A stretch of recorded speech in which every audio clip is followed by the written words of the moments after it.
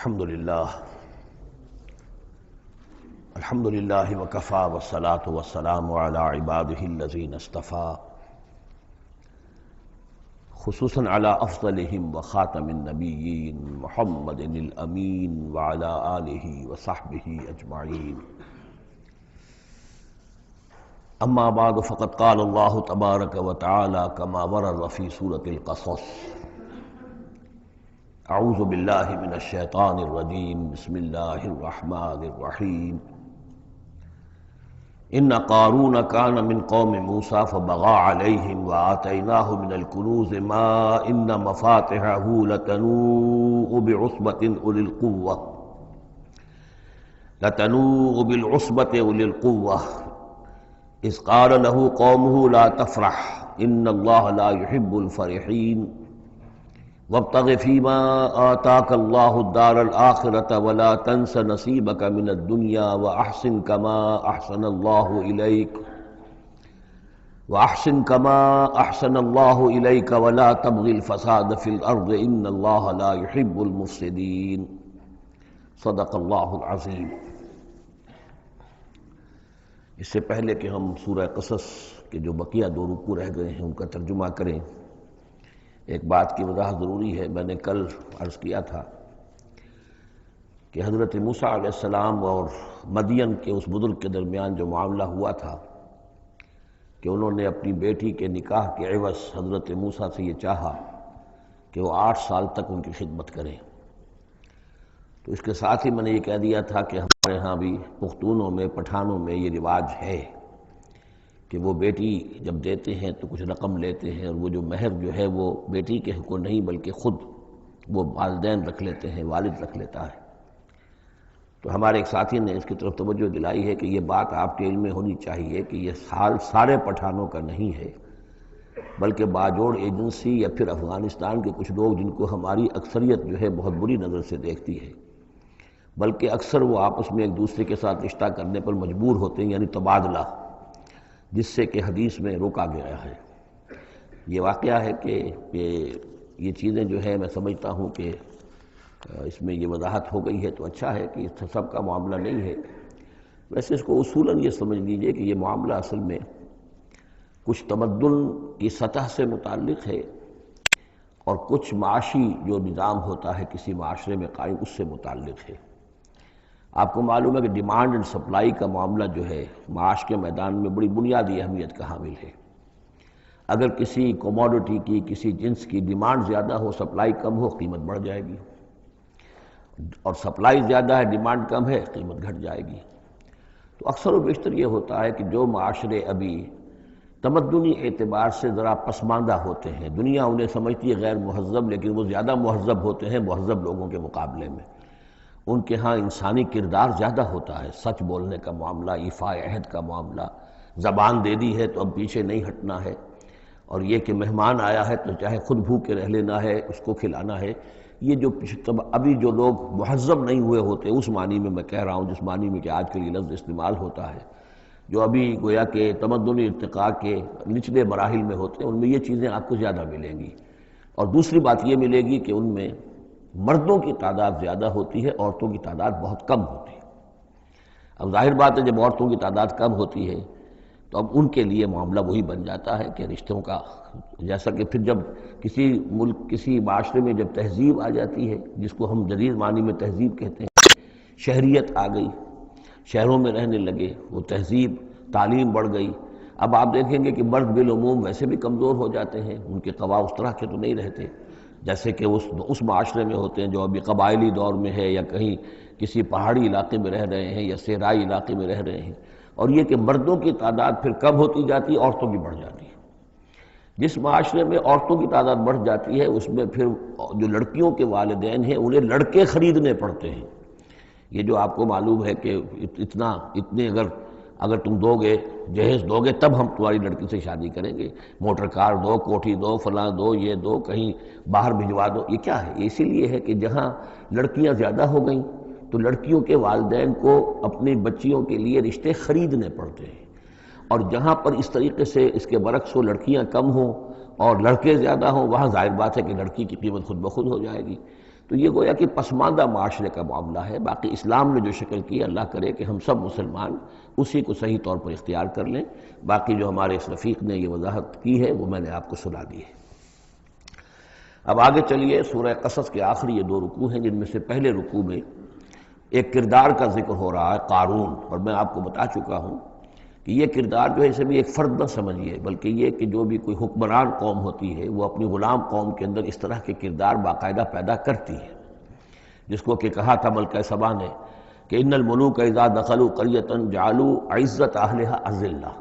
اور اس کا ایک نتیجہ یہ نکلتا ہے کہ جو گھٹیا لوگ ہوتے ہیں، بے غیرت لوگ ہوتے ہیں، اپنی قوم کے ساتھ غداری کرتے ہیں، انہیں پھر وہاں خطابات دیے جاتے ہیں، نوازا جاتا ہے، ان کے اونچے منصب ہوتے ہیں، آنریڈی مجسٹریٹ بنا دیے گئے ہیں، فلاں ہو گئے ہیں۔ یہ سب کون تھے؟ یہ انگریزوں نے در حقیقت ہندوستان میں اپنی جو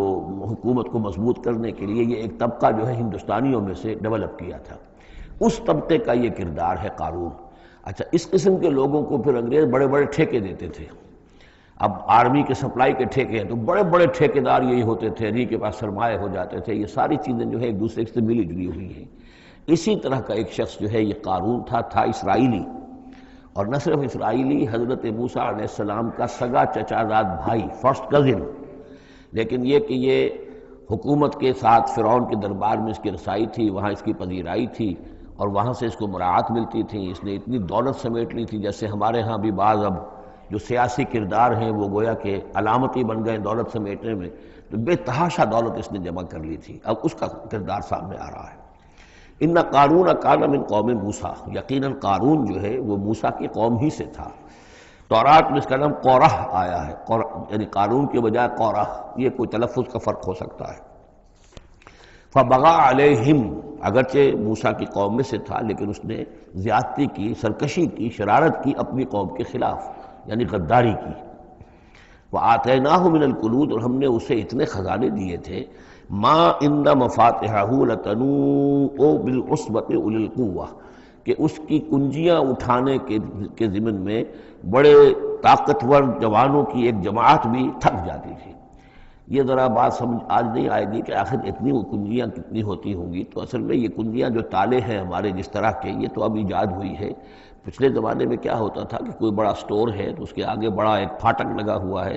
اور اس پھاٹک کے ساتھ جو دروازے کو بند کرنے کے لیے بڑی لمبی لکڑیاں لگائی جاتی تھیں، تو اس طریقے سے وہ جو اڑنگے لگائے جاتے تھے اسی سے وہ پھر دروازے جو ہے بند ہوتے تھے۔ تو اس طرح کی کوئی شے ہوگی، ورنہ جس طرح کے تالے اب ہمارے ہاں ہوتے ہیں اس طرح کے تالے تو اتنے نہیں ہو سکتے کسی بھی معاملے کے، لیکن یہ کہ اس کو اگر ذہن میں رکھیں تو بہرحال اس سے جو مراد ہے وہ یہ کہ دولت بے انتہا اس کے پاس جمع تھی۔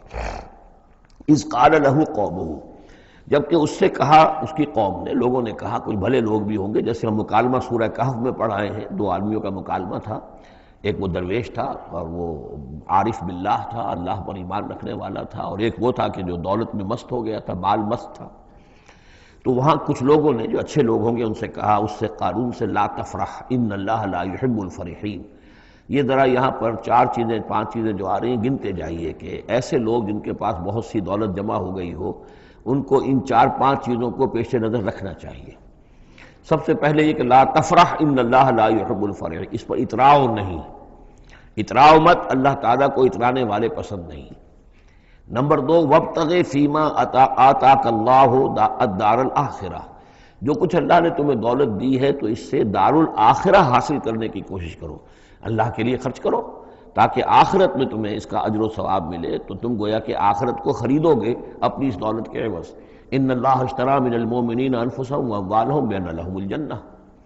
نمبر 3، ولا تنس نصیبک من الدنیا، معلوم ہوتا کہ بخیل بھی بہت تھا کہ وہ اپنے اوپر بھی کچھ خرچ نہیں کرتا تھا، جمع کرنے ہی کے اس کو فکر دامنگیر رہتی تھی، اور مت بھولو خود اپنا حصہ بھی دنیا میں سے، جیسے کہ ہم نے سورہ اعراف میں پڑھا تھا کہ قل من حرم زینۃ اللہ التی اخرج لعبادہ والطیبات من الرزق، اگر اللہ نے کسی کو کچھ دیا ہے تو پھر وہ اچھا کھائے اچھا پہنے، اس میں کس نے حرام کیا ہے؟ کوئی رہبانیت کا انداز تو نہیں ہے۔ اور یہ بھی ہم پڑھ چکے ہیں سورہ الفرقان میں کہ وہ اللہ کے جو نیک بندے ہیں عباد الرحمن، ان کے اوصاف میں سے ہے والذین اذا انفقوا لم یسرفوا ولم یقتروا، وہ لوگ کہ جو خرچ کرتے ہیں تو نہ تو اسراف کرتے ہیں لیکن اس کے ساتھ ہی بخل سے بھی کام نہیں لیتے۔ تو یہ بخیلی مت کرو، اور اس جو دولت تمہیں اللہ نے دی ہے اس سے کم اپنی ذات پر بھی خرچ کرو، اچھا کھاؤ اچھا پہنو۔ چوتھی چیز وہ احسن کما احسن اللہ الیک، اور لوگوں پر احسان کرو، لوگوں کے ساتھ بھلائی کرو جیسے اللہ نے تمہارے ساتھ بھلائی کی ہے۔ اللہ نے تمہیں دولت دی ہے تو جو بھی تمہاری قوم کے یا اور دوسرے لوگ بھی ہوں، اس میں تو کوئی علیحدہ تخصیص نہیں ہے، غریبوں کا، محتاجوں کا، مسکینوں کا، ان کا جو حق ہے، وفی اموالہم حق معلوم للسائل والمحروم، تو اس میں سے یہ ہے کہ اللہ نے تم پر احسان کیا ہے، یہ دولت دی ہے تو تم لوگوں کے ساتھ احسان کرو۔ اور پانچویں بات ولا تبغی الفساد فی الارض، زمین میں فساد مت بچاؤ۔ اب یہ کیا مراد ہے؟ فساد کون سا مچا رہا تھا؟ وہ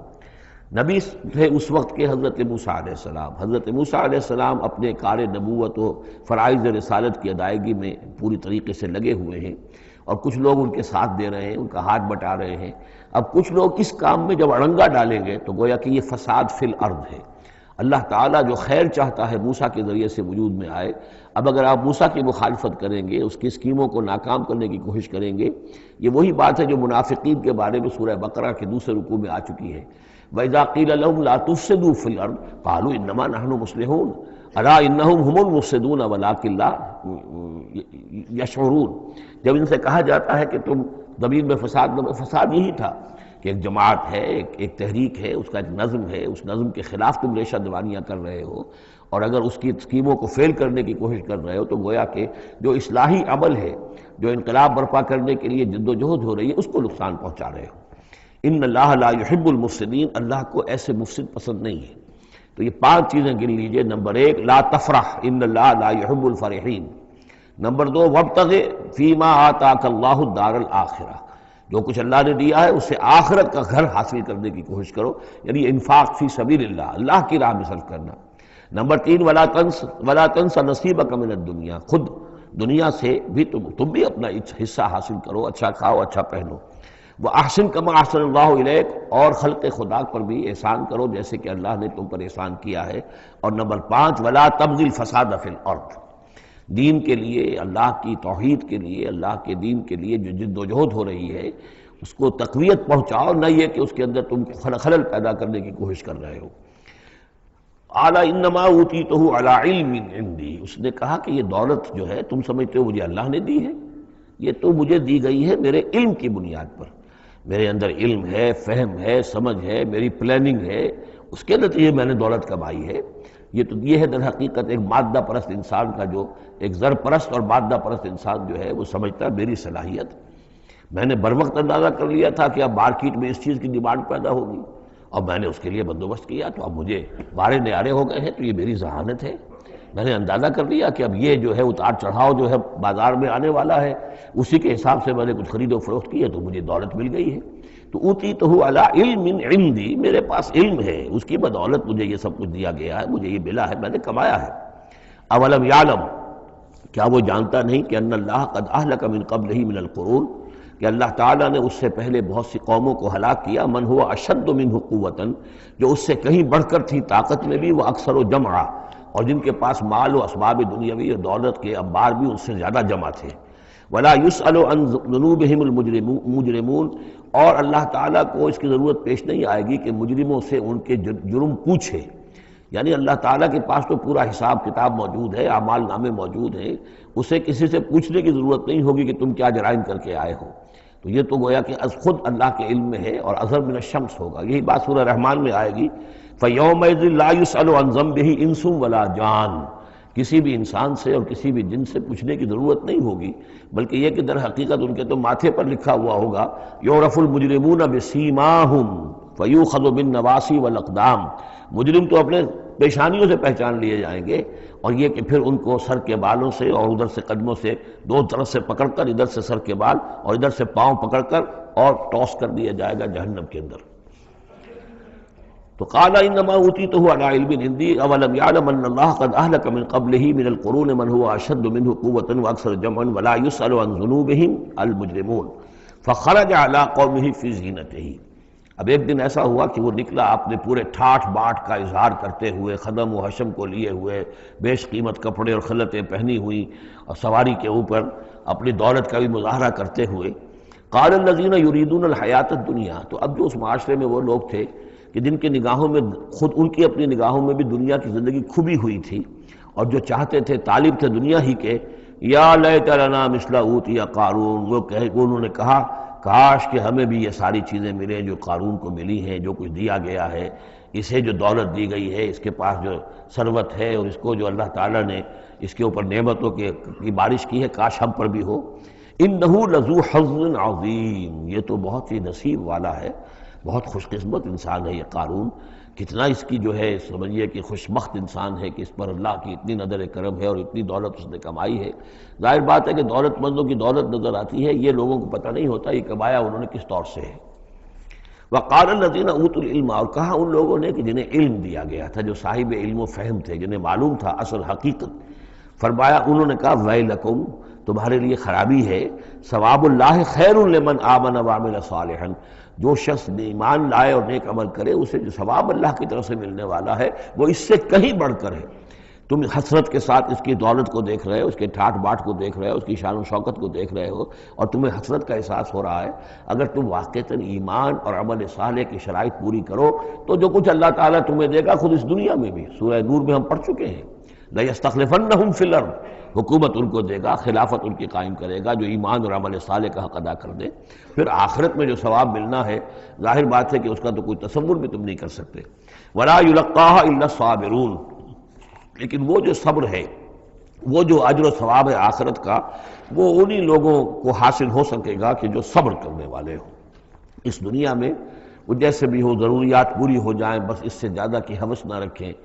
ایسا نہ ہو کہ کسی کے سامنے ہاتھ پھیلانا پڑے۔ حضور کی حدیث ہے ما قل و کفا خیر مما کثر و والہا،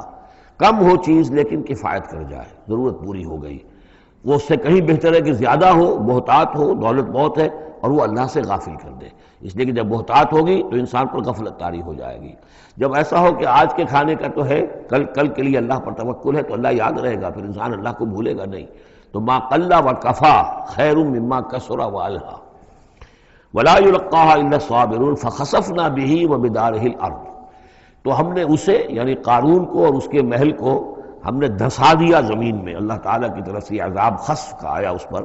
فما كان له من فئة ينصرونه، تو اس کے نہ تو کوئی ایسا لاؤ لشکر رہا کہ جو اس کی مدد کرتا من دون اللہ، اللہ کے مقابلے میں، وما كان من المنتصرین، نہ خود وہ اس قابل تھا کہ کوئی انتقام لے سکتا اللہ سے، معاذ اللہ۔ وَأَصْبَحَ الَّذِينَ تَمَنَّوْا مَكَانَهُ، اب وہ لوگ کہ جو تمنا جنہوں نے کی تھی بالامس، جو گزشتہ شام،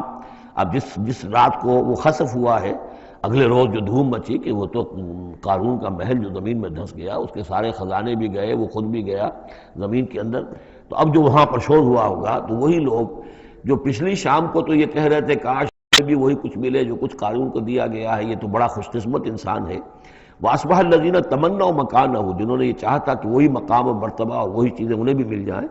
بالامس سے پچھلی دن، یقولون، وہ یہ کہنے لگے، یہ بھائی کأن اللہ یبسط الرزق لمن یشاء من عبادہ ویقدر، کہ بھئی یہ تو اللہ تعالیٰ کی طرف سے ہے کہ وہ جس کے لیے چاہتا ہے رزق شادہ کر دیتا ہے اپنے بندوں میں سے، اور جس کے لیے چاہتا ہے تنگ کر دیتا ہے یا ناپ تول کر دینا شروع کر دیتا ہے۔ لولا ان من اللہ علینا، اگر اللہ تعالیٰ نے ہم پر احسان نہ فرمایا ہوتا،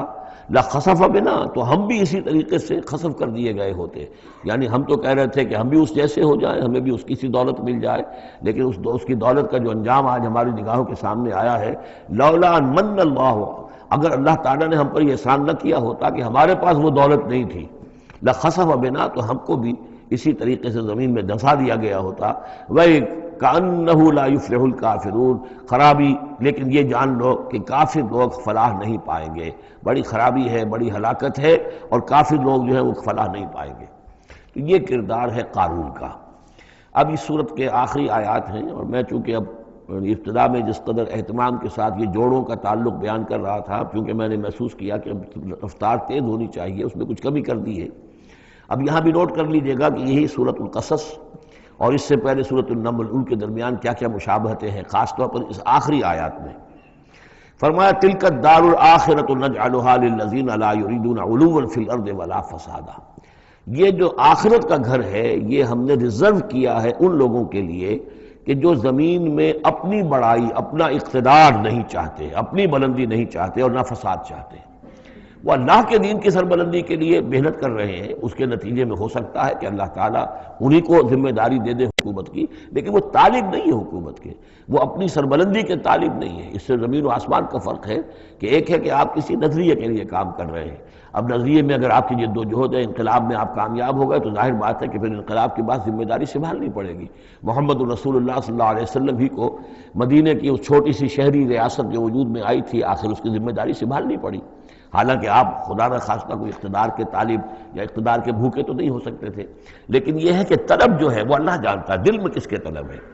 اگر کوئی ذاتی طور پر اقتدار کا خواہاں ہے اور چاہتا ہے کہ میرا نام اونچا ہو جائے اور مجھے اختیار مل جائے اور میرا اقتدار ہو، تو وہ شخص اللہ تعالیٰ کے ہاں ڈسکوالیفائی ہو جاتا ہے۔ یہ پھر اللہ کے گھر کے لیے نہیں ہے۔ اللہ کا گھر جو ہے تلک الدار الآخرہ، یہ تو ہم نے رکھا ہوا ہے خاص طور پر مخصوص کر کے، ریزرو کر کے، للذین لا یریدون علوا فی الارض، جو زمین میں اپنے اقتدار کے خواہاں نہیں ہیں، ولا فسادہ، نہ زمین میں فساد بچانا چاہتے ہیں، والعاقبۃ للمتقین، اور عاقبت یعنی پچھلا گھر جو ہے، عاقبت کی پچھلی زندگی جو ہے یقیناً یہ اہل تقویٰ کے لیے، اس کی بھلائیاں، اس کے محاسن، اس کا عیش اور آرام وہ اللہ تعالیٰ نے اپنے متقی بندوں کے لیے خاص کیا ہے۔ من جاء بالحسنۃ فلہ خیر منہا، یہ آیت میں آئی ہے سورہ نمل کے بھی آخری حصے میں، جو کوئی شخص کوئی نیکی لے کر آئے گا تو اسے بدلہ ملے گا اس سے بہتر۔ ومن جاء بالسیئۃ، اور جو کوئی بدی لے کر آئے گا فلا یجزی الذین عملوا السیئات الا ما كانوا یعملون، تو وہ لوگ کہ جو ان برائیوں کا ارتکاب کر رہے ہیں انہیں بدلہ نہیں دیا جائے گا مگر وہی جو کچھ کہ وہ کر کے لائے۔ مطلب یہ کہ اللہ تعالیٰ کی طرف سے اضافہ نہیں ہوگا، جتنے جرم کیے ہیں اتنی ہی سزا، لیکن اہل ایمان اور اہل صلاح جو ہیں ان کی نیکیوں میں اللہ تعالیٰ 10 گنا دے، 700 گنا دے، اس سے بھی بڑھا دے، یضاعف لمن یشاء، تو یہ اللہ تعالیٰ کی مرضی ہے، جتنا چاہتا ہے دیتا، خیر منہا، بہرحال جو کچھ کر کے لے جاؤ گے اس سے بہتر ملے گا۔ الا ما لا یجزی الذین عملوا السیئات الا ما كانوا یعملون، انہیں وہی کچھ ملے گا جو کچھ کہ وہ عمل کر کے لائے تھے۔ ان الذی فرض علیک القرآن لرادک الی معاد، سورہ نمل میں آیا تھا کہ مجھے وَأُمِرْتُ أَنْ أَتْلُوَ الْقُرْآنَ، مجھے تو حکم دیا گیا میں قرآن سناتا رہوں، قرآن پڑھ کر تمہارے سامنے میں قرآن کے ذریعے سے انذار اور تبشیر اور قرآن کی تبلیغ اور قرآن کے ذریعے سے تذکیر اور قرآن کے ذریعے سے تمہارے جو نفسیاتی اور روحانی روگ ہیں ان کی شفا کے لیے میں کوشش کرتا رہوں، میرا کام تو یہ ہے۔ ان اتلو القرآن، مجھے حکم دیا گیا میں قرآن کی تلاوت کرتا رہوں، تلاوت پڑھ کر قرآن تمہیں سناتا رہوں۔ اب یہاں اسی کو تعبیر کیا ان الذی فرض علیک القرآن، اے نبی جس ہستی نے آپ پر اس قرآن کی ذمہ داری ڈال دی ہے، اس کی تبلیغ آپ کے لیے فرض تھی، جیسے کہ ہم سورہ مائدہ میں آج پڑھا ہے، یا ایھا الرسول بلغ ما انزل الیک من ربک وان لم تفعل فما بلغت رسالتہ، اس قرآن کی تبلیغ کرنا آپ پر فرض ہے۔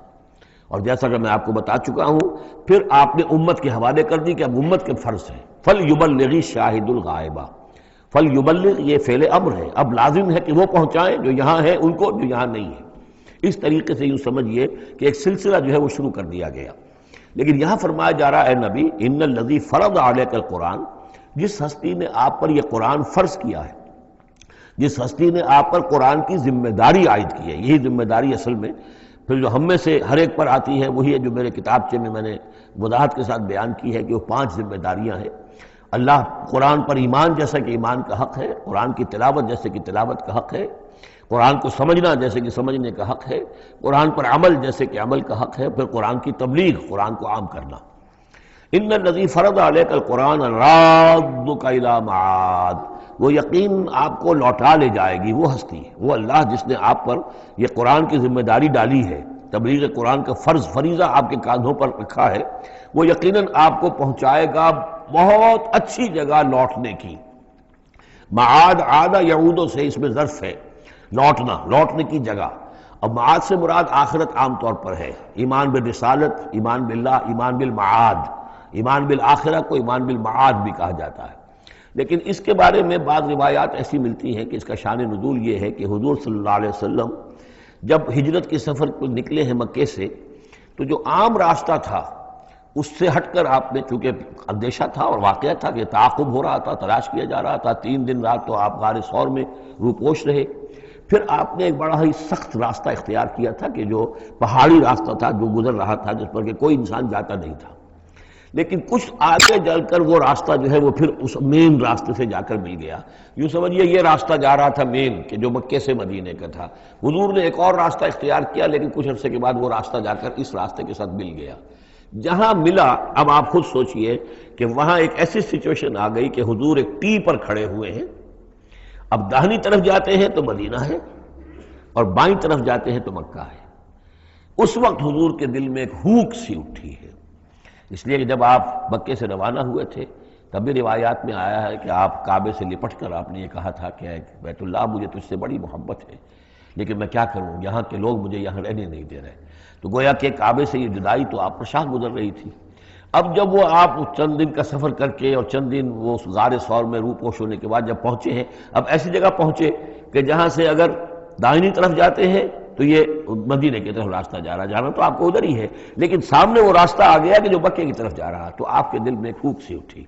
اس وقت اللہ تعالیٰ نے آپ کے اطمینان کے لیے یہ آیت نازل کی کہ آپ گھبرائیے نہیں، مکے میں ہم آپ کو لوٹا کے لے آئیں گے، آپ یہیں پہنچیں گے، بڑی شان سے پہنچیں گے۔ اس وقت تو آپ کو نکلنے کے لیے جو ہے روپوش بھی ہونا پڑا ہے، آپ کا تعاقب بھی ہو رہا ہے، پھر وقت آئے گا کہ آپ ایک فاتح کی حیثیت سے داخل ہوں گے۔ تو یہ بھی اس کی ایک روایت چونکہ ہے تو یہ مفہوم بھی اس میں نکل سکتا ہے، لیکن عام طور پر یہ ہے، اس سے مراد میرے نزدیک یہی ہے کہ آپ کے لیے جیسے کہ سورۃ الضحیٰ میں کہا گیا ہے وَلَلْآخِرَةُ خَيْرٌ لَكَ مِنَ الْأُولَىٰ، اے نبی آپ کے لیے آخرت جو ہے اس دنیا سے کہیں بہتر ہے، لہذا آپ کے لیے تو یوں سمجھیے کہ جو اللہ لوٹا کر آپ کو لے جائے گا معاد میں، تو وہ معاد آپ کے لیے معادن، یہ گویا کہ یہ تفخیم کے لیے ہے نکرہ، بہت عمدہ جگہ لوٹانے کی، جس کے لیے یہ بھی کہا گیا عَسَىٰ أَن يَبْعَثَكَ رَبُّكَ مَقَامًا مَحْمُودًا، وہاں پر جو آپ کو مقام ملنا ہے مقام محمود، اور جو جنت حضور کی ہوگی جس کا کیا تصور کوئی کر سکتا ہے، تو ادھر اشارہ ہے۔ ان الذی فرض علیک القرآن رادک الی معاد قل ربی اعلم من جاء بالہدی،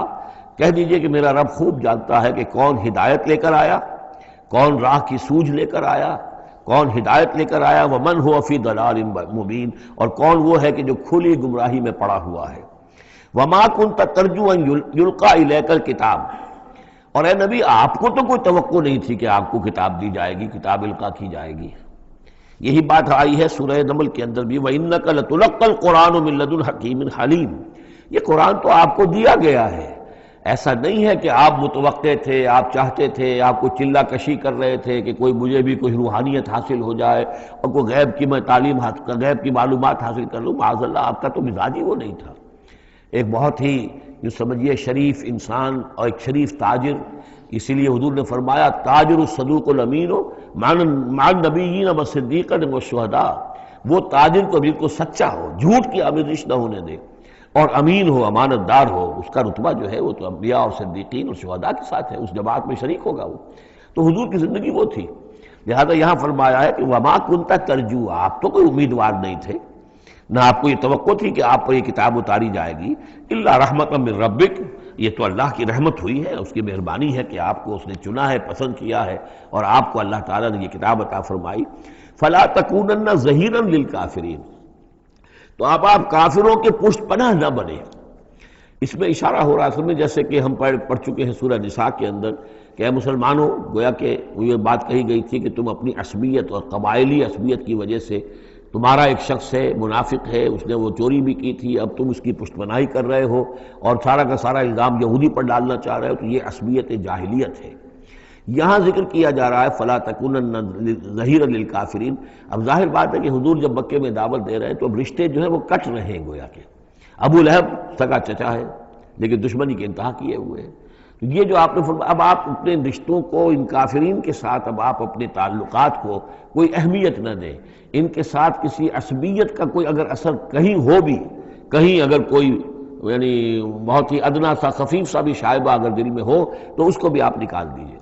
یہی لفظ کہے تھے حضرت موسیٰ علیہ السلام نے جب وہ قبطی مارا گیا تھا ان کے ہاتھوں، کہ اب جب اللہ تعالیٰ نے توبہ قبول کر لی کہ میں کبھی بھی ابھی کسی کافر کا اور کسی ایسے شخص کا، میں ظالم کا ظہیر نہیں بنوں گا، پشت پناہ نہیں بنوں گا، تو وہی حکم حضور کو دیا جا رہا ہے۔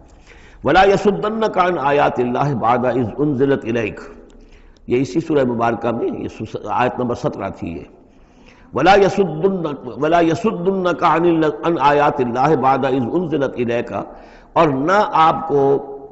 برگشتہ کر سکیں، روک سکیں، آپ کے رخ کو موڑ دیں اللہ کی آیات سے، بعد اذ انزلت الیک، جبکہ وہ آپ پر نازل کر دی گئیں، ودعو الی ربک، یعنی یہ آپ کے کنبے والے، قبیلے والے، آپ کے یہ قریش جو ہے، جو آپ ہی کے قبیلے کے لوگ ہیں، اگر آپ ان کے ساتھ کوئی اپنا بھائی چارہ رکھیں گے اور کوئی ان کے ساتھ تعلق قلبی جو ہے استوار رکھنے کی کوشش کریں گے، اگر کسی درجے میں بھی یہ قبائلیت جو ہے آپ کے اندر رہی تو یہ روک دیں گے پھر آپ کو، یہ تو پھر اس سے استعمال کریں گے اور اس کی بنا پر جو ہے وہ پریشرائز کرنے میں آپ کو کامیاب ہو جائیں گے کہ وہ آپ کو قرآن مجید کی جو آیات آپ پر نازل ہو رہی ہیں ان سے برگشتہ کر دیں۔ ولا یصدنک، اور نہ کرنے پائیں آپ کو برگشتہ اللہ کی آیات سے، بعد اذ انزلت الیک، اس کے بعد کہ وہ آپ پر نازل کر دی گئی ہیں، ودعو الی ربک، اور اپنے رب کی طرف دعوت دیتے رہیے، ولا تکونن من المشرکین، اور دیکھیے شرک سب سے گھناؤنا جرم ہے تو اس کا کوئی شائبہ بھی اپنے قریب مت آنے دیجیے، ولا تدعوا مع اللہ الہا آخر، جیسا کہ میں نے بار بار عرض کیا ہے، اس میں خطاب تو ہوتا ہے بظاہر حضور سے واحد کے صیغے میں، لیکن یہ کہ یہ خطاب صرف حضور سے نہیں ہے بلکہ اصلاً اس کے مخاطب مسلمان ہیں حضور کے وساطت سے۔ وَلَا تَدْعُوا مَعَ اللَّهِ إِلَٰهًا آخر، اور مت کسی کو پکارو اللہ کے ساتھ کسی اور الہ کو، لا الہ الا ہو، اس کے سوا کوئی معبود نہیں ہے، کل شیء ہالک الا وجہہ، ہر شے فنا میں ہے یا فنا ہو جائے گی سوائے اس کا چہرہ۔ اب یہ کہ اللہ کا چہرہ کون سا ہے، اور یہ کہ اگر اللہ کا چہرہ جو ہے صرف اس کے لیے فنا نہیں تو کیا اللہ کے لیے کوئی باقی اعضاء بھی ہیں، ان کے لیے فنا ہے، معاذ اللہ ثم معاذ اللہ۔ یہ آیات جیسا کہ میں نے عرض کیا کہ اللہ کی ذات سے متعلق ہوں، عالم برزخ سے متعلق ہوں، عالم غیب اور عالم آخرہ کی، ان کے بارے میں بس جتنا کچھ بتا دیا ہے اس کے اوپر اکتفا کی جائے، اس سے آگے منطق کے حوالے سے اس کا جو ہے لازم اور ملزوم کے ایک ایک قدم بڑھاتے نہ جائیں تو اس میں یہ ہے کہ انسان جو پھر غلط راستے پر پڑ جائے گا۔ العجز عن درک ذات ادراک، حضرت ابوبکر صدیق نے فرمایا تھا اللہ تعالیٰ کی ذات تو وہ ہے کہ جب انسان یہ سمجھ لے کہ میں اس کی ذات کو نہیں سمجھ سکتا، بس یہی ادراک ہے، یہی معرفت ہے کہ اللہ کی ذات جو ہے وراء الورا ثم وراء الورا ثم وراء الورا۔ یہ الفاظ شیخ احمد سرہندی، جن کو ہم مجدد الفسانی رحمۃ اللہ علیہ کے نام سے جانتے ہیں، وہ اپنے خطوط میں مکاتیب میں انہوں نے بار بار یہ الفاظ کہے، ذات باری تعالیٰ وراء الورا ثم وراء الورا ثم وراء الورا، اس کا کوئی تصور کسی انسان کے لیے ممکن نہیں ہے۔ لیکن یہ کہ ہر شے ہلاک ہو جانے والی ہے سوائے اللہ کے چہرے کے، ظاہر بات ہے کہ ہر شے کے لیے فنا ہے، اور یہاں پہ اکثر لوگوں نے پھر اس منہ سے مراد لیا پوری ہستی، جیسے کہ ہم بھی کسی کے منہ دیکھو کہ یہ کام کر رہا ہے تو گویا کہ کسی کے لیے، کسی کے رضا جوئی کے لیے کر رہا ہے، تو اس اعتبار سے گویا کہ ذات باری تعالیٰ تو ہے کہ جو ہمیشہ قائم رہنے والی ہے، اور یہاں اس کے چہرے سے مراد اس کی پوری ذات ہے۔ باقی جو کچھ ہے، اب جو ہمارے ہاں صوفیہ ہیں جو وحدت وجود کے قائل ہیں وہ تو اب بھی سمجھتے ہیں کہ باقی جو کچھ ہے وہ ہے ہی نہیں، معدوم کے درجے میں ہے، اس کی کوئی حقیقت نہیں ہے۔ کل ما فی الکون وہم او خیال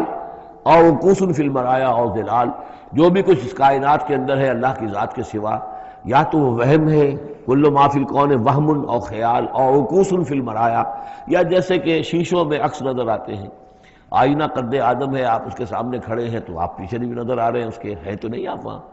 جو جیسے کہ شیشے میں عکس ہوتا ہے کہ اس کا وجود کوئی نہیں، اسی طریقے سے یہ کائنات جو ہے اپنی اصل کے اعتبار سے معدوم کے درجے میں ہے۔ اور پھر یہ کہ یہ بھی ہمارا عقیدہ ہے کہ ہر شے فنا ہو جائے گی۔ لہ الحکم،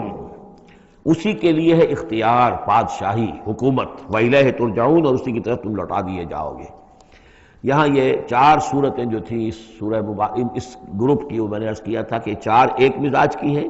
اور اب جو چار ہیں وہ ایک مزاج کی ہیں، اور یہ چاروں اب شروع جو ہو رہی ہیں وہ الف لام میم سے ہو رہی ہیں۔ ان میں سب سے پہلی سورۃ العنکبوت، بسم اللہ الرحمن الرحیم، الف لام میم، احسب الناس ان یترکوا ان یقولوا آمنا وهم لا یفتنون، صدق اللہ العظیم۔ یہ صورت مبارکہ اچھی طرح نوٹ کر لیجئے کہ تقریباً تعین کے ساتھ ہم کہہ سکتے ہیں کہ یہ سن 5 نبوی میں نازل ہوئی ہے، اور صورت اس وقت یہ ہو چکی تھی مکے کے اندر کہ مسلمانوں کو ہر طرح سے ستایا جا رہا تھا۔ 3 سال تک تو یہ ہوا ہے، حضور نے جب اپنی دعوت کا آغاز کیا تو پہلے 3 سال تو یہ ہے کہ کوئی زیادہ الارم محسوس نہیں کیا، خطرہ محسوس نہیں کیا مکے والوں نے، بلکہ انہوں نے کوشش یہ کی کہ چٹکیوں میں اڑا دیں۔ استہزاء ہے، تمسخر ہے، شاعر ہے، ساحر ہے، یہ ہے وہ ہے، جو بھی کہہ کر کہ جیسے کہ ول جو ہوتی ہے کسی کی، اگر یہ ان کی جو ول ہے اس کو کل کر دیا جائے تو اگر یہ بددل ہو کر بیٹھ جائے محمد تو یہ سارا معاملہ خود ہی ختم ہو جائے گا۔ جو داعی ہے، جو لیڈر ہے، اگر اس کی جو قوت ارادی ہے اسے کسی طرح ختم کر دیا جائے تو استہزاء سے، تمسخر سے، یہ پرسیکیوشن جو تھی وربل تھی، زبانی۔ لیکن جب انہوں نے دیکھا کہ یہ دعوت تو بڑھ رہی ہے، اور سب سے بڑھ کر یہ ہے کہ ہمارے غلاموں کے طبقے میں سے لوگ ان کے پاس آ گئے ہیں اور ایمان لے آئے ہیں، اور ہمارے نوجوان ان کے گرویدہ ہو گئے ہیں، ہمارے نوجوان ان کے پر ایمان لے آئے ہیں، اور اونچے گھرانوں کے نوجوان، مصعب بن عمیر آ گیا ہے، اور عثمان ابن عفان آ گیا ہے رضی اللہ تعالیٰ عنہما، اور فلاں آ گئے ہیں، سعد بن ابی وقاص آ گیا، وہ بھی نوجوان تھے، یہ جو اس طرح کے اونچے گھرانوں کے لوگ آ گئے ہیں۔ تب انہوں نے پھر فیصلہ کیا کہ اب ان کو سزا دی جائے، انہیں مارا جائے، انہیں گھروں میں بند رکھا جائے، اور خاص طور پر جو غلام تھے بیچارے، جن کے کوئی وہاں حقوق تھے ہی نہیں۔ غلام تو اپنے آقا کی ملکیت ہوتا تھا، وہ اگر آقا اپنے غلام کو قتل بھی کر دے تو اس پر کوئی جرم نہیں، اس لیے کہ ایسے ہی ہے جیسے کہ آپ کی بکری تھی، جب تک آپ نے چاہا گھر میں اپنے باندھے رکھا، اس کا دودھ پیا، جب آپ نے چاہا اس کو ذبح کیا اور گوشت کھا لیا، تو اس میں آپ کو کون پوچھے گا کہ یہ بکری کیوں ذبح کی تم نے؟ بھائی بکری میری ملکیت تھی۔ اسی طریقے سے غلام کو تو جو چاہے وہ کر سکتے تھے، جس طرح چاہیں ستائیں، ماریں، ہلاک کر دیں، کوئی ان پر مقدمہ قائم نہیں ہو سکتا، ایسا اس لیے کہ وہ اس کی ملکیت تھے۔ تو سب سے زیادہ شدید معاملہ جو ہوا ہے وہ غلاموں کے ساتھ ہوا، حضرت بلال رضی اللہ تعالیٰ عنہ، حضرت ابو فقیر رضی اللہ تعالیٰ عنہ۔ پھر یہ کہ کچھ اور لوگ وہاں پر ایسے تھے جو حلیف کی حیثیت سے رہتے تھے، وہ قرشی نہیں تھے، غلام بھی نہیں تھے لیکن قرشی بھی نہیں تھے، لیکن یہ کہ مکے میں ان کا قیام تھا کسی قرشی کے امان، اس سے امان لے کر، اس کے حلیف کی حیثیت سے۔ جیسے یہ آئے تھے جو یاسر رضی اللہ تعالیٰ عنہ، یہ یمن سے آئے تھے، بلکہ ان کے بارے میں یہ معلوم ہوتا ہے کہ انہیں خواب آیا تھا کہ آخری نبی کے ظہور کا وقت ہے، کیونکہ یمن میں عیسائی تھے اور وہاں چرچا موجود تھا ان چیزوں کا۔ اس حوالے سے ان کے علم میں جب یہ بات آئی اور انہیں اندازہ ہوا کہ اس علاقے میں نبی کا ظہور ہونا ہے تو وہ یہاں آ گئے، اور ابو جہل کا ایک چچا تھا، وہ شریف انسان تھا، اس کا حلیف بن کر اور اس کی زیر کفالت انہوں نے مکے میں رہنا شروع کر دیا، اور اسی کی یہ لونڈی تھی حضرت سمیہ رضی اللہ تعالی عنہ۔ تو جو آقا تھا ابو جہل کا چچا، اس کی اجازت سے حضرت سمیہ سے نکاح کر لیا، اور اللہ نے ان کو بیٹا دیا جس کا نام عمار ہے۔ تو عمار اور ان کے والد یاسر اور والدہ عمار کی اور یاسر کی اہلیہ یہ سمیہ، یہ تین کا خاندان تھا۔ وہ جو چچا تھا ابو جہل کا، اس کا انتقال ہو گیا، اب گویا کہ اس خاندان کی سربراہی ابو جہل کے ہاتھ میں ہے۔ تو اس نے ان تین پر جو بھی تشدد کیا ہے سب سے زیادہ، دو کو تو اس ٹارچر کے ذریعے سے، اور ٹارچر کے پھر آخری نتیجے میں ان کو دونوں کو شہید کر دیا، حضرت یاسر کو بھی اور حضرت سمیہ کو بھی رضی اللہ تعالیٰ عنہما۔ اور عمار نے بمشکل جو ہے جان بچائی، اپنی ایک کلمہ کفر کہہ کر پھر انہوں نے جان بچا لی، اور پھر اس پر پچھتائے بھی بہت کہ یہ میں نے کلمہ کفر کیوں کہا، لیکن قرآن مجید میں یہ بات واضح کر دی گئی کہ صرف جان بچانے کے لیے کلمہ کفر انسان کہہ دے اور اس کا دل جو ہے وہ مطمئن ہو ایمان کے اوپر، تو اللہ تعالیٰ معاف فرمانے والا ہے۔ بہرحال یہ جو تشدد ہو رہا تھا شدید، انہی میں سے ایک ہے خباب بن الارت رضی اللہ تعالیٰ عنہ۔ یہ لوہار کا کام کرتے تھے، یہ بھی کوئی اونچے گھرانے کے آدمی نہیں تھے۔ ان کے ساتھ بھی پھر جو کچھ کیا گیا ہے، ان کے ساتھ وہ واقعہ پیش آیا کہ دہتے ہوئے انگارے جو ہیں وہ لٹائے، زمین کے اوپر بچھائے گئے، انہیں بلایا گیا، اتارو اپنا کرتا اتار دیا، اب لیٹ جاؤ ان کے اوپر، ننگی پیٹھ کے بل وہ دہتے ہوئے انگاروں پر لٹا دیے گئے۔ پھر یہ کہ اسی انگاروں سے ان کی کھال جو ہے وہ جلی اور پیٹھ کی چربی پگھلی، اس سے وہ انگارے جو ہیں وہ ٹھنڈے ہوئے۔ تو یہ صورتحال تھا۔ تو وہ حضرت عمار جو ہیں خباب بن الارت رضی اللہ عنہ، وہ راوی ہیں کہ جب ہم پر یہ شدت اتنی ایسی ہو گئی کہ ناقابل برداشت ہو گئی، تو ہم پھر حضور کی خدمت میں حاضر ہوئے، اور حضور اس وقت جو ہے خانہ کعبہ کے ایک دیوار کے سائے میں، ذرا کہ ایک طرف کو سایہ تھا، تو آپ نے اپنی ایک چادر جو ہے اس کا تکیہ بنایا ہوا تھا، اور آپ استراحت فرما رہے تھے۔ تو ہم گئے، ہم نے کہا کہ اے اللہ کے رسول، کیا آپ ہمارے لیے دعا نہیں کرتے، ہمارے لیے اللہ کو نہیں پکارتے؟ ہمارے لیے اب یہ چیزیں ناقابل برداشت ہو رہی ہیں، کب تک ہم جھیلیں گے، کب تک برداشت کریں گے؟ لیکن یہ کہ وہ کہتے ہیں کہ حضور کو یہ ناگوار گزرا، آپ اٹھ کر بیٹھ گئے اور آپ نے فرمایا خدا کی قسم تم جلدی مچا رہے ہو، ابھی تو تم پر وہ چیزیں آئی ہی نہیں ہیں جو تم سے پہلوں پر آئی تھیں۔ ان کے ساتھ تو یہ بھی ہوتا تھا کہ ایک شخص کو لا کر آدھا زمین میں گاڑ دیتے تھے، اور باقی جسم جو آدھا اس کا ہوتا تھا زمین سے باہر، تو سر کے اوپر آرا رکھ کر چیرنا شروع کر دیتے تھے اور پورے جسم کو دو حصوں میں بانٹ دیتے تھے، یہ بھی ہوتا تھا۔ زندہ آگ میں جلا دیتے تھے، یہ بھی ہوتا تھا۔ تو تم جلدی کر رہے ہو، خدا کی قسم وہ دن تو آئے گا کہ ایک سوار صنع سے حضرت الموت تک جائے گا اور اس سے سوائے اللہ کی کسی کا خوف نہیں ہوگا، لیکن بہرحال تمہیں صبر کرنا ہوگا۔ وہ انداز ہے اس رکوع کا۔ یہ جو پہلا رکوع ہے سورہ عنکبوت کا، یہ گویا کہ ایک تحریک اور ایک دعوت، اور انقلابی تحریک ہو، انقلابی دعوت ہو۔ اس میں جو آزمائشیں آتی ہیں، تکلیفیں آتی ہیں، مصائب آتے ہیں، ظاہر بات ہے لوگوں کو قربانیاں دینی پڑیں گی تبھی کوئی کام ہوگا، بغیر اس کے تو نہیں ہوتا۔ اور جب تصادم کا مرحلہ شروع ہو جائے، جب یہ ہے کہ ایک جو معاشرہ جو ہے جس کے اندر کہ وہ کام کر رہے ہیں وہ محسوس کریں کہ یہ ہمارے لیے خطرہ بن گئے ہیں، وہ پرسیکیوٹ کریں اور انہیں ستائیں، تو پھر اس وقت جو مسائل ہوں گے ذہنوں کے اندر، ان کا حل ہے اس میں۔ اور یہ اس اعتبار سے ضربۃ السلام ہے پورے قرآن مجید میں، اس موضوع کے اعتبار سے یہ چوٹی ہے۔ جیسے کہ میں نے آپ کو حدیث سنائی لکل شیء ضربۃ یا کل شیء سنام، ہر شے کی ایک چوٹی ہوتی ہے۔ وسنام القرآن سورۃ البقرہ، قرآن کی بحیثیت مجموعی چوٹی وہ تو سورہ بقرہ ہے، لیکن یہ کہ قرآن حکیم میں مختلف جو مضامین کے اعتبار سے میں نوٹ کراتا آیا ہوں کہ اس موضوع پر یہ آیت یہ گویا کہ ضربہ سنام ہے، یہ رکوع جو ہے یہ اس موضوع پر ضربہ سنام ہے قرآن مجید کا، اس کا کلائمیکس ہے، اس کی چوٹی ہے۔ الف لام میم احسب الناس ان یترکوا ان یقولوا آمنا وهم لا یفتنون، کیا لوگوں نے یہ سمجھا تھا کہ وہ چھوڑ دیے جائیں گے صرف یہ کہنے سے کہ ہم ایمان لے آئے اور انہیں آزمایا نہ جائے گا؟ اب دیکھ رہے ہیں، اب وہی تیکھا انداز ہے، اظہار ناراضگی ہے، اظہار خفگی ہے، اس لیے کہ تم سے پہلے جو کچھ ہوا ہے۔ اب یہ 3 آیتیں میں آپ کو نوٹ کرا چکا ہوں، سورہ بقرہ کی آیت نمبر 214، ام حسبتم ان تدخلوا الجنة ولما يأتكم مثل الذين خلوا من قبلكم مستهم البأساء والضراء وزلزلوا حتى يقول الرسول والذين آمنوا معه متى نصر الله ألا إن نصر الله قريب۔ یہ آیت ہم پڑھ چکے ہیں۔ اسی کی ہم مضمون آیت جو ہے سورہ آل عمران میں آئی ہے، آیت نمبر 142۔ اسی کی ہم مضمون آیت آ چکی ہے سورہ توبہ میں، آیت نمبر 16۔ لیکن یہ کہ یہ مکی قرآن میں یہ آیت ہے، یہ ہے جڑ اور بنیاد، جو ہے کہ اس کا ظہور جو ہو رہا ہے، پھر یوں سمجھیے کہ یہ کلی کھلی ہے تو 3 اس کی جو پتیاں نمایاں ہوئی ہیں اس آیت کی، وہ سورہ بقرہ، سورہ آل عمران اور سورہ توبہ میں ہے۔ حسب الناس، اور ناس کہا ہے، یہ بھی نہیں کہ اہل ایمان کو یہ غلط فہمی ہو گئی تھی، یہ بھی ایک طرح سے عتاب کا انداز ہے، اللہ تعالیٰ ناراضگی کا اظہار کر رہے ہیں، تم جلدی مچا رہے ہو۔ احسب الناس ان یترکوا ان یقولوا آمنا وهم لا یفتنون، کیا لوگوں نے یہ سمجھا تھا کہ وہ یہ کہنے سے جنت میں داخل ہو جائیں گے، چھوڑ دیے جائیں گے کہ وہ ہم ایمان لے آئے، انہیں آزمایا نہ جائے گا؟ وَلَقَدْ فَتَنَّا الَّذِينَ مِن قَبْلِهِمْ، ہم نے تو جو بھی ان سے پہلے تھے ان کو بھی آزمایا ہے، ہر ایک کو آزمایا، آزمائش کے بغیر ہم نہیں کسی کے ایمان کو تسلیم کرتے۔ فَلَيَعْلَمَنَّ اللَّهُ الَّذِينَ صَدَقُوا وَلَيَعْلَمَنَّ الْكَاذِبِينَ، تو اللہ تعالیٰ تو ظاہر کر کے رہے گا، لفظی ترجمہ تو ہوگا اللہ جان کر رہے گا، لیکن اللہ تعالیٰ کا علم تو قدیم ہے، جو کچھ ان کے دلوں میں اللہ جانتا ہے، لیکن اللہ ظاہر کر دے گا کہ کون کتنے پانی میں ہے، کون منافق ہے، کون ضعیف الایمان ہے، کون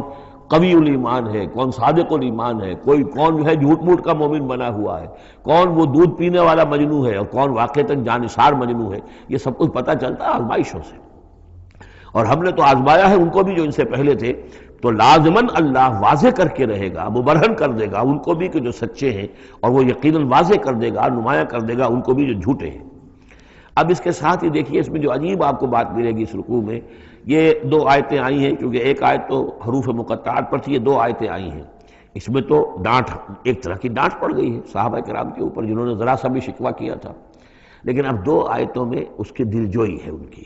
یعنی یہ کہ ایک طرف ترغیب ہے تو ترغیب بھی ہے، جیسے کوئی شفیق استاد ہوتا ہے کبھی کسی وقت ڈانٹتا بھی ہے،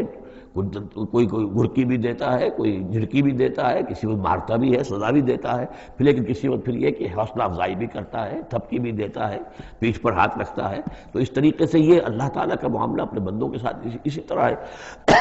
جیسے کہ حدیث میں آیا خلق و عیال اللہ، مخلوق جو ہے اللہ تعالیٰ کے لیے اس کے کنبے کی حیثیت رکھتی ہے۔ تو 2 آیتیں جو آئی ہیں وہ تو گویا کہ ایک طرح سے سرزنش کی اور اظہار ناراضگی، اظہار خفگی۔ اب 2 آیتیں دیکھیے، ام حسب الذین یعملون السیئات ان یسبقونا، کیا سمجھا ہے، گمان کیا ان لوگوں نے جو یہ برے کام کر رہے ہیں، یہ اشارہ ہے ابو جہل جو مار رہا ہے، حضرت یاسر کو مار رہا ہے، حضرت سمیہ کو مار رہا ہے، ٹارچر کر رہا ہے، یا جو بھی امیہ ابن خلف ہے جو حضرت بلال کے ساتھ وہ سختیاں کر رہا ہے، گلے میں رسی ڈال کر اور جو جانوروں کی لاشیں ہوتی ہیں ان کے طریقے سے گھسیٹا جا رہا ہے مکے کی گلیوں کے اندر، اور بڑی تپتی ہوئی جو ہے گلیاں ہیں، اور اوپر سورج آگ برسا رہا ہے، اور سیدھا لٹا دیا گیا ہے انہیں ننگے پیٹھ، اور پھر اوپر ایک بھاری پتھر بھی رکھ دیا گیا ہے۔ لوگ یہ حرکتیں کر رہے ہیں، کیا ان کا یہ گمان ہے کہ وہ ہماری پکڑ سے بچ جائیں گے؟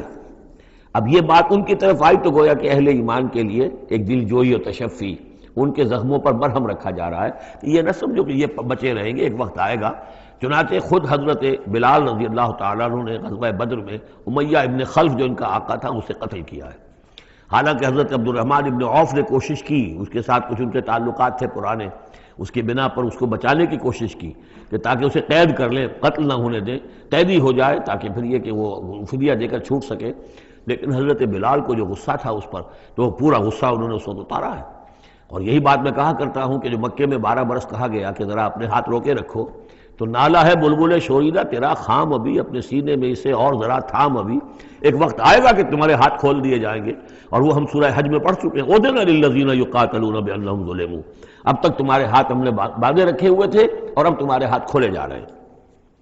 ام حسب الذین یعملون السیئات ان یسبقون ساء ما یحکمون، کیا یہ سمجھتے ہیں ابو جہل اور یہ امیہ ابن خلف اور اسی کے قبیل کے اور لوگ کہ جو یہ حرکتیں کر رہے ہیں ہم نے انہیں چھوٹ دی ہوئی ہے، اس وقت ہمارے ان اہل ایمان بندوں پر جو چاہیں یہ کر لیں، ہمیں کچھ دیر کے لیے ہم نے ان کو آزادی دے رکھی ہے، لیکن بالآخر پکڑیں گے انہیں تو ان بطش ربک لشدید، وہ پکڑ بھی بڑی سخت ہوگی۔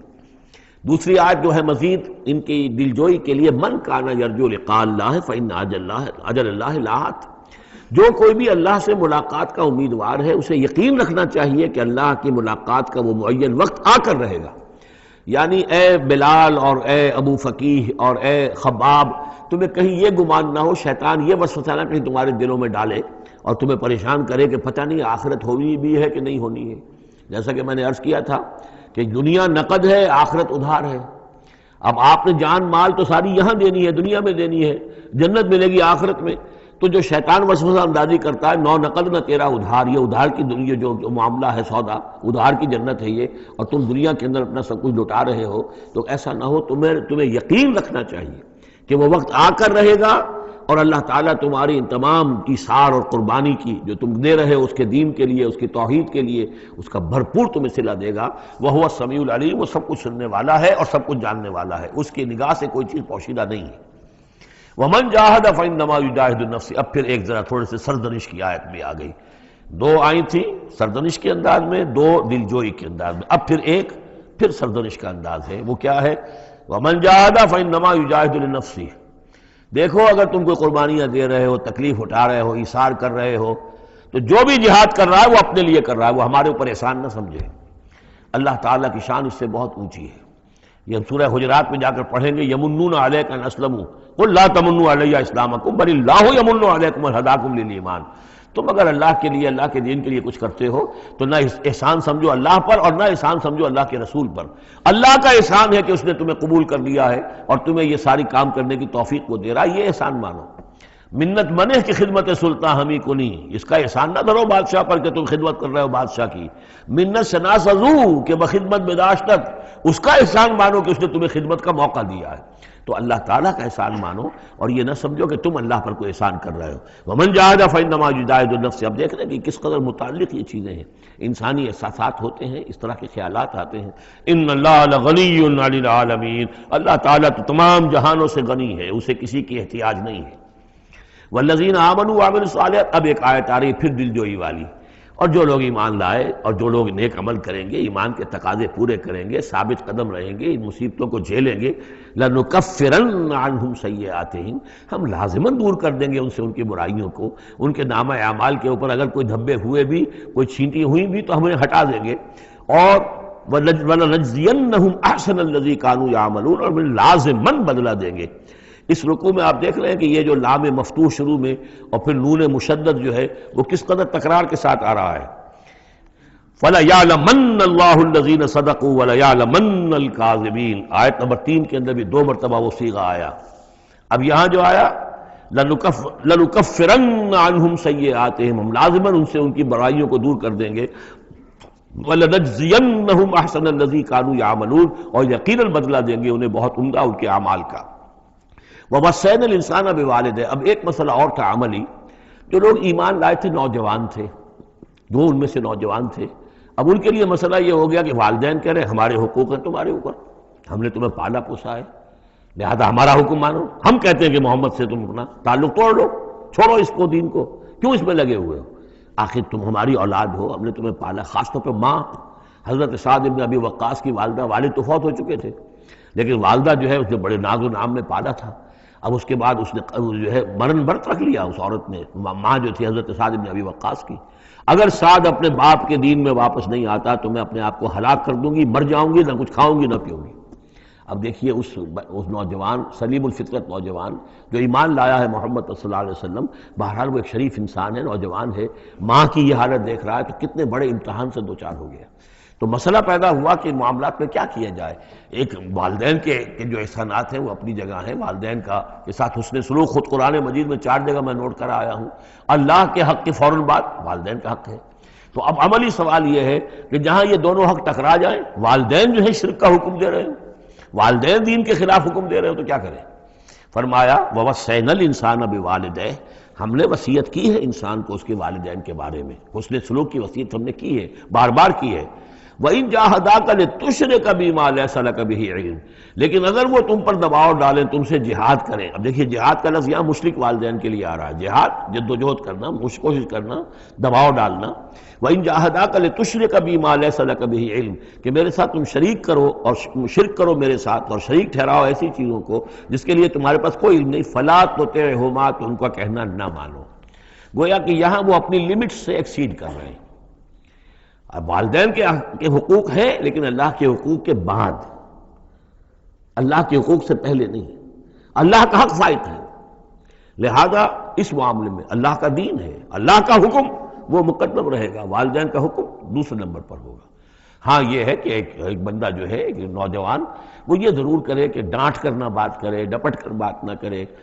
سینہ تان کر نہ کرے، اس طرح کرے جیسے کہ حضرت ابراہیم یا ابتے یا ابتے یا ابتے، وہ ابا جان، امی جان، آپ دیکھیے میرے لیے مجبوری ہے، میں نہیں کر سکتا ہوں، آپ اس معاملے کے اندر مجھ پر جو ہے وہ دباؤ نہ ڈالیں. نرمی کے ساتھ ان میں جس طریقے سے بھی ہو، لیکن یہ ہے کہ ماننا نہیں ہے. یہ بات اور مزید کھل کر آئے گی سورہ لقمان میں. وَإِن جَاهَدَاكَ لِتُشْرِكَ بِمَا لَيْسَ لَكَ بِهِ عِلْمٌ فَلَا تُطِعْهُمَا، تو ان دونوں کا کہنا مت مان. إِلَيَّ مَرْجِعُكُمْ، میری ہی طرف تمہیں لوٹ کر آنا ہے. فَأُنَبِّئُكُمْ بِمَا كُنتُمْ تَعْمَلُونَ، اور پھر میں تمہیں بتا دوں گا، جتلا دوں گا جو کچھ کہ تم کرتے رہے تھے. اب یہاں بھی ایک مسئلہ پیدا ہوتا ہے کہ یہ لوگ اپنے گھر والوں سے کٹ رہے ہیں، والدین سے کٹ رہے ہیں، بھائی سے جدا ہو رہے ہیں. اب یہ عتبہ ابن ربیعہ جو بہت بڑا سردار تھا، ان کے بڑے بیٹے جو ہے حذیفہ ابن عتبہ، وہ ایمان لے آئے. اور چھوٹا بھائی وہ تھا کہ جو میدان میں گیا، میدان میں باپ کے ساتھ غزوہ بدر میں جو پہلے جو 3 جو ہے واصل جہنم ہوئے وہ بھی تھا، ولید بن عتبہ غالباً نام تھا اس کا. تو بھائی سے جدا ہو رہا ہے، رشتہ داروں سے اب کٹ گئے ہیں، والدین سے گھر نکال دیے گئے ہیں. تو اب ان میں جو ان کے دل زخمی ہیں، ان زخمی دلوں پہ مرہم کیا رکھا جا رہا ہے؟ وہ یہ ہے کہ تم صرف کٹے ہی نہیں ہو، جڑے بھی تو ہو. اب تم محمد سے جڑ گئے ہو، اب تم ابو بکر سے جڑ گئے ہو، اب تم یہ جو اہل ایمان کا طبقہ ہے، اب ایک نئی برادری وجود میں آ رہی ہے. یہ تمہارے اصل بھائی ہیں، یہ تمہارے جو دین کے اندر بھائی ہیں، جو نظریاتی بھائی ہیں، جو ہم مقصد بھائی ہیں، یہ ہے تمہارے اصل اب عزیز. تو اللہ تعالیٰ نے اگرچہ تمہیں کٹنے کا بھی حکم دے دیا ہے، لیکن یہ کہ اس نے تمہارے لیے ایک رفاقت فراہم کی ہے. والذین آمنوا وعملوا الصالحات لندخلنہم فی الصالحین، اور یقیناً وہ لوگ جو ایمان لائے اور نیک عمل کرے انہیں داخل کریں گے صالحین میں. اور یہ داخلہ دنیا میں بھی ہو گیا. محمد رسول اللہ نے انہیں چھاتی سے لگایا، سینے سے لگایا. اور جیسا کہ 2 دفعہ ہم پڑھ چکے ہیں، حضور کو اللہ تعالیٰ حکم دے رہا ہے کہ آپ ان کے سامنے ذرا اپنے کندھے تواضع، آپ اے محمد آپ تواضع اختیار کیجئے، ان کے سامنے اپنے کندھے جھکائیے. وَاخْفِضْ جَنَاحَكَ لِلْمُؤْمِنِينَ، اور وَاخْفِضْ جناحک لمن اتبعک من المؤمنین 2 دفعہ آ چکا، سورہ ہجر میں آ چکا، سورہ طہ میں آ چکا. تو گویا کہ یہ اللہ تعالیٰ نے اپنا احسان بتایا. اور پھر آخرت میں اولئک مع الذین انعم اللہ علیہم من النبیین والصدیقین والشہداء والصالحین، ان کی رفاقت حاصل ہوگی. اب ایک اور بڑا مسئلہ آ رہا ہے، ومن الناس من یقول آمنا باللہ، لوگوں میں سے کچھ ایسے بھی ہیں جو کہتے ہیں ہم ایمان لے آئے اللہ پر، اور لاتے بھی ہیں خلوص کے ساتھ، اخلاص کے ساتھ، کوئی جھوٹ نہیں، کوئی فریب نہیں. ظاہر بات ہے کہ مکے میں کوئی فریب کے لیے کوئی ایمان لانے والا نہیں تھا، وہ تو حالات ایسے پیدا ہوئے مدینے میں آ کر. کہ جہاں ایمان کا اعلان فریب کے تحت بھی ہونے لگا، لیکن یہ کہ مکے میں تو ظاہر بات ہے جو ایمان لایا اس کو مار پڑنی شروع ہو گئی، تو اس میں خامخواہ کہے کے لیے کوئی شخص جو ہے وہ جھوٹ موٹ کا ایمان کائے کو لائے گا۔ لیکن یہ ضرور ہوتا ہے کہ کچھ لوگ کم ہمت ہوتے ہیں، جیسا کہ میں بارہا آپ سے عرض کر چکا ہوں، کچھ لوگ باہمت ہوتے ہیں، کچھ کم ہمت ہوتے ہیں۔ باہمت وہ ہے کہ جو ایمان لائے اب ہر چے بعد آباد، ہر جو ہو سو ہو، ماں کشتی درا بنداختے، جان جاتی ہے جائے کوئی بات نہیں، جو ہو سو ہو۔ کچھ لوگ ہوتے ہیں جن میں اتنی ہمت نہیں ہوتی، گھبرا اٹھتے ہیں۔ اب ان کو بتایا جا رہا ہے کہ دیکھو اگر تم نے استقامت کا ثبوت اب نہ دیا تو اس کا نتیجہ کیا نکلے گا، تمہارا کیا انجام ہوگا۔ اب وہ ذرا ہے کہ اس میں ان کے لیے پھر تحدید ہے۔ وَمِنَ النَّاسِ، لوگوں میں سے کچھ ایسے بھی ہیں جو کہتے ہیں مَن یقول آمنا باللہ، ہم اللہ پر ایمان لائے، فَإِذَا أُوذِیَ فِی اللَّہِ، جب اللہ کی راہ میں اللہ کی توحید کو ماننے کی وجہ سے ان کو ایذا پہنچائی جاتی ہے، پرسیکیوٹ کیا جاتا ہے، انہیں ٹارچر کیا جاتا ہے، جعل فتنۃ الناس کعذاب اللہ، تو وہ لوگوں کی طرف سے ڈالی ہوئی فتنے کو، آزمائش کو، یہ ایسے اس سے گھبرا اٹھتے ہیں جیسے اللہ کے عذاب سے گھبرانا چاہیے۔ کم ہمتی ہے۔ وَلَئِن جَاءَ نَصْرٌ مِّن رَّبِّكَ، اور اے نبی اگر آپ کے رب کی طرف سے مدد آ جائے، صورتحال تبدیل ہو جائے، فتح آپ کو مل جائے، حالات اچھے ہو جائیں، لَيَقُولُنَّ إِنَّا كُنَّا مَعَكُمْ، اس وقت پھر یہ کہیں گے کہ ہم بھی تو آپ کے ساتھ ہی تھے۔ یہ کردار پہلے بھی آ چکا ہے، سورہ بقرہ میں آ چکا، سورہ حج میں آ چکا۔ وَمِنَ النَّاسِ مَن يَعْبُدُ اللَّهَ عَلَىٰ حَرْفٍ فَإِنْ أَصَابَهُ خَيْرٌ اطْمَأَنَّ بِهِ وَإِنْ أَصَابَتْهُ فِتْنَةٌ انقلب عَلَىٰ وَجْهِهِ خَسِرَ الدُّنْيَا وَالْآخِرَةَ۔ وہی کردار پھر یہاں پر آ گیا ہے۔ کوئی کہا کہ ہم ایمان لے آئے، لیکن جب تکلیف آئی، کوئی مصیبت آئی تو ایسے گھبرا گئے جیسے کہ اللہ کے عذاب سے گھبرانا چاہیے، لیکن یہ کہ اس کے بعد اگر نصرت آ جائے تو یہ آپ موجود ہوں گے کہ ہم بھی ساتھی تھے آپ کے۔ اولیس اللہ بعالم بما فی صدور العالمین، تو کیا اللہ بخوبی واقف نہیں ہے اس سے کہ جو لوگوں کے جو تمام جہان والوں کے دلوں کے اندر ہے اور جو ان کے سینوں کے اندر مضمر ہے۔ وَلَيَعْلَمَنَّ اللَّهُ الَّذِينَ آمَنُوا وَلَيَعْلَمَنَّ الْمُنَافِقِينَ، اور یقیناً اللہ ظاہر کر کے رہے گا سچے اہل ایمان کو اور ظاہر کر کے رہے گا منافقین کو۔ گویا کہ یہ شکل جو ہے یوں سمجھیے یہ وہ روگ ہے کہ یہ اگر بڑھ گیا، تم نے ابھی نپ دی ایول ان دی بڈ، ابھی فوری طور پر اس کی اصلاح کر لو، فوری طور پر علاج کر لو۔ ابھی ٹی بی کا تمہیں انفیکشن ہوئی ہے، فرسٹ سٹیج میں ہے، علاج کر لو۔ لیکن اگر کہیں تم نے اس وقت پرواہ نہ کی اس کی اور یہ مرض بڑھ گیا تو یہ منافقت تک لے جائے گا تمہیں، اللہ تعالیٰ پھر کھول دے گا کہ یہ منافقت ہے۔ تو یہ ہے اصل میں پورے مکی قرآن میں یہ ایک جگہ ہے جہاں لفظ منافقین آیا ہے۔ باقی کردار آیا ہے سورہ حج کے اندر بھی، لیکن وہاں لفظ منافق نہیں ہے۔ وَمِنَ النَّاسِ مَن يَعْبُدُ اللَّهَ عَلَىٰ حَرْفٍ فَإِنْ أَصَابَهُ خَيْرٌ اطْمَأَنَّ بِهِ وَإِنْ أَصَابَتْهُ فِتْنَةٌ انقلب عَلَىٰ وَجْهِهِ خَسِرَ الدُّنْيَا وَالْآخِرَةَ، لیکن یہاں کھول دیا گیا یہ کردار کس کا ہے، یہ تو پھر منافقت سے۔ وَلَيَعْلَمَنَّ اللَّهُ الَّذِينَ آمَنُوا وَلَيَعْلَمَنَّ الْمُنَافِقِينَ۔ اب ایک اور تیسرا پرابلم ہے، یہ تین پرابلم یہاں پر ٹیکل کیے گئے ہیں۔ وہ نوجوان جن کے والدین ان کے اوپر دباؤ ڈال رہے تھے، یا وہ کم ہمت لوگ جو ان ایذاؤں سے گھبرا رہے تھے، اور تیسرا یہ ہے کہ کچھ بزرگ لوگ بڑے مخلصانہ انداز میں آ کر کہتے ہیں نوجوانوں سے، کہاں اپنے برباد کر رہے ہو، کیریئر برباد کر رہے ہو، اچھی بھلے تعلیم حاصل کر رہے تھے، تم جا رہے، تم کس کام میں پڑ گئے ہو، اب تمہاری تعلیم اس درجے کی نہیں رہی ہے، تمہارا کاروبار اچھا جا رہا تھا، کیریئر تھا، تمہارا پروفیشن بہت چمک رہا تھا، اور تم اس کام میں پڑ گئے ہو۔ دیکھو یہ تو ایک شخص نے تمہیں ورگلا دیا، دیکھو ہمارے راستے پر چلو، راستہ صحیح یہی ہے، ہم آخر بوڑھے لوگ ہیں، ہمارا تجربہ ہے، ہم نے اپنے بال دھوپ میں سفید نہیں کیے ہیں، ہم تمہیں اپنے تجربے کی وجہ سے کہہ رہے ہیں کہ ہمارے راستے ہی پر چلتے رہو، اور کوئی اس کے اندر نقصان نہیں ہوگا، کوئی اللہ کے یہاں پکڑ نہیں ہوگی، اور اچھا اگر اللہ کے یہاں پکڑ ہوئی تو تمہاری طرف سے ہم جواب دہ ہیں، تمہارے گناہوں کا بوجھ ہم اٹھا لیں گے۔ اب یہ گویا کہ نہایت ناصحانہ انداز، مخلصانہ انداز، بزرگانہ انداز، اس میں یہ بات کہی جاتی تھی۔ اب اس میں کیا کریں، اس کا جواب دیا گیا۔ وَقَالَ الَّذِينَ كَفَرُوا لِلَّذِينَ آمَنُوا اتَّبِعُوا سَبِيلَنَا، اور کہتے ہیں یہ کافر ان سے کہ جو ایمان لے آئے، ہمارے ہی راستے کی پیروی کرو، چلے آؤ انہی راستوں پر۔ وَلْنَحْمِلْ خَطَايَاكُمْ، ہم اٹھا لیں گے تمہاری خطاؤں کو، یعنی تمہاری خطاؤں کا بوجھ، تمہارے گناہوں کی سزا ہم بھگت لیں گے۔ وما ہم بحاملین من خطایاہم من شیء، اور نہیں ہے وہ ان کی خطاؤں میں سے اٹھانے والے کچھ بھی۔ انہم لکاذبون، وہ جھوٹ بول رہے ہیں۔ وَلَا يَحْمِلُنَّ أَثْقَالَهُمْ وَأَثْقَالًا مَعَ أَثْقَالِهِمْ، البتہ وہ اٹھائیں گے لازماً. پھر دیکھیے وہ لَيَعْلَمَنَّ اللَّهُ الَّذِينَ آمَنُوا وَلَيَعْلَمَنَّ الْمُنَافِقِينَ، اور یہاں پھر وہ لفظ آیا وَلَا يَحْمِلُنَّ أَثْقَالَهُمْ، وہ لازماً اٹھائیں گے اپنے بوجھ بھی، اور جو گمراہ کرنے کی کوشش کر رہے ہیں اس کی وجہ سے اپنے بوجھوں میں اضافہ کر رہے ہیں، وہ مزید بوجھ ہوں گے. لیکن اے نوجوانوں، اگر تم نے ان کی بات مان لی تو تمہارے بوجھ جو ہے وہ نہیں رہ سکیں گے، وہ تمہیں کو اٹھانے پڑیں گے. وَلَا يُسْأَلُنَّ يَوْمَ الْقِيَامَةِ عَمَّا كَانُوا يَفْتَرُونَ، اور ان سے لازماً باز پرس ہوگی قیامت کے دن جو افتراء وہ کرتے رہے تھے، جو جھوٹ انہیں گھڑا تھا کہ ہم تمہارے بوجھ اٹھا لیں گے، جبکہ لا تزر وازرۃ وزر اخری، قیامت میں کوئی نہیں ہے جان جو کسی دوسرے کا بوجھ اٹھا لے. یہ 13 آیات، بلکہ یہ کہ اگر حروف مقطعات نکال دے تو 12 آیات، یہ میں سمجھتا ہوں کہ کسی بھی انقلابی اسلامی تحریک کے کارکن کے لیے یہ حرز جان بننے والی آیات ہیں، کہ یہ معلوم ہے کہ اس کے ذہن میں، اس کے شعور میں پیوست ہو جائیں، جیسے کہ پتھر پر کھود دیا جائے اس طرح نقش ہو جائیں. بارک اللہ لی و لکم فی القرآن العظیم ونفعنی وإیاکم بالآیات والذکر الحکیم.